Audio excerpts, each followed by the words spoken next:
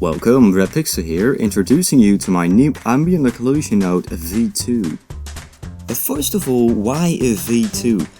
It's mainly an update for the Cycles render engine because Cycles has a ray trace depth of field as well as motion blur.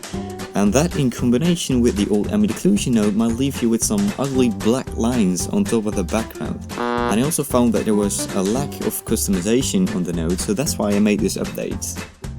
Okay, so first the Cycles tutorial. I've set up this test scene in which I can show you how to implement the node into your scene.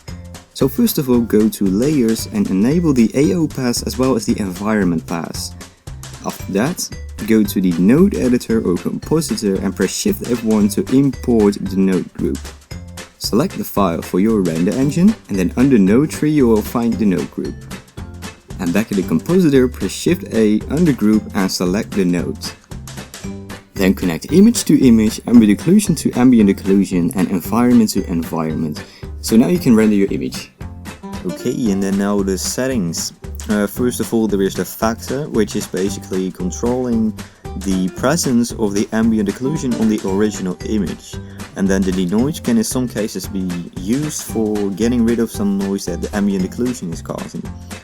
Also there's the red, green and blue sliders, which is of course for color correction of just the ambient occlusion. And then there's also the darkening, which is only darkening the ambient occlusion.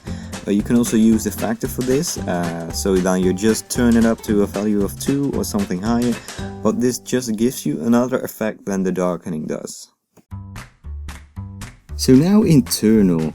All the steps to get the node into your scene are exactly the same. The only thing you need to do is get rid of the environment pass. Once you've done that, you can bring in the node into the compositor.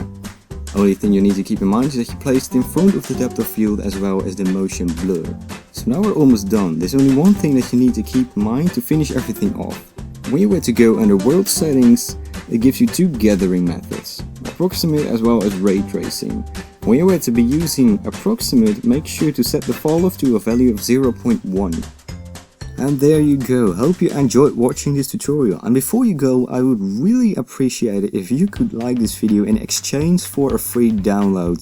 So that's it for this video, guys. Hope you enjoyed watching it and see you later.